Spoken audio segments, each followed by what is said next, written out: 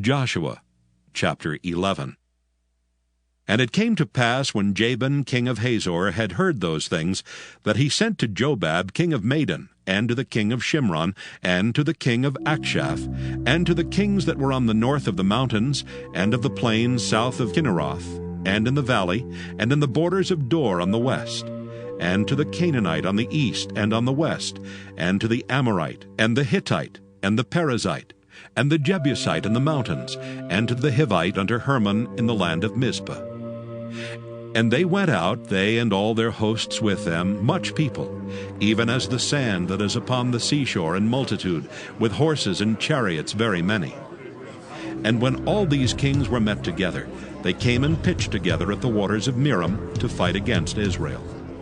And the Lord said unto Joshua, Be not afraid because of them. For tomorrow about this time will I deliver them up all slain before Israel. Thou shalt hawk their horses, and burn their chariots with fire.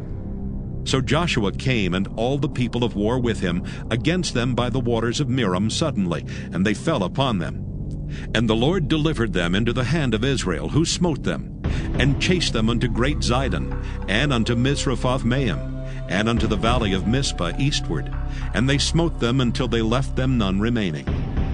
And Joshua did unto them as the Lord bade him. He hawked their horses, and burnt their chariots with fire.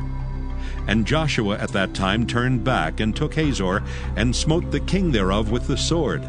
For Hazor beforetime was the head of all those kingdoms. And they smote all the souls that were therein with the edge of the sword, utterly destroying them. There was not any left to breathe, and he burnt Hazor with fire.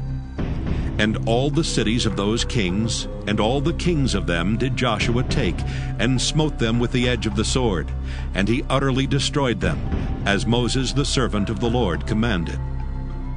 But as for the cities that stood still in their strength, Israel burned none of them, save Hazor only, that did Joshua burn. And all the spoil of these cities and the cattle, the children of Israel took for a prey unto themselves. But every man they smote with the edge of the sword, until they had destroyed them, neither left they any to breathe. As the Lord commanded Moses his servant, so did Moses command Joshua, and so did Joshua. He left nothing undone of all that the Lord commanded Moses.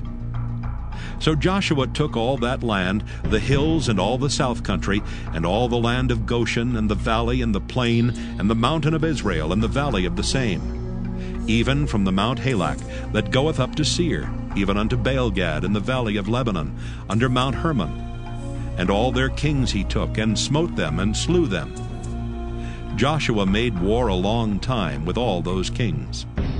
There was not a city that made peace with the children of Israel, save the Hivites, the inhabitants of Gibeon. All other they took in battle. For it was of the Lord to harden their hearts, that they should come against Israel in battle, that he might destroy them utterly, and that they might have no favor, but that he might destroy them, as the Lord commanded Moses.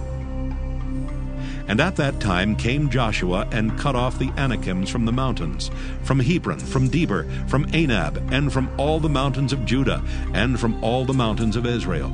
Joshua destroyed them utterly with their cities. There was none of the Anakims left in the land of the children of Israel. Only in Gaza, in Gath, and in Ashdod there remained. So Joshua took the whole land according to all that the Lord said unto Moses. And Joshua gave it for an inheritance unto Israel, according to their divisions by their tribes. And the land rested from war.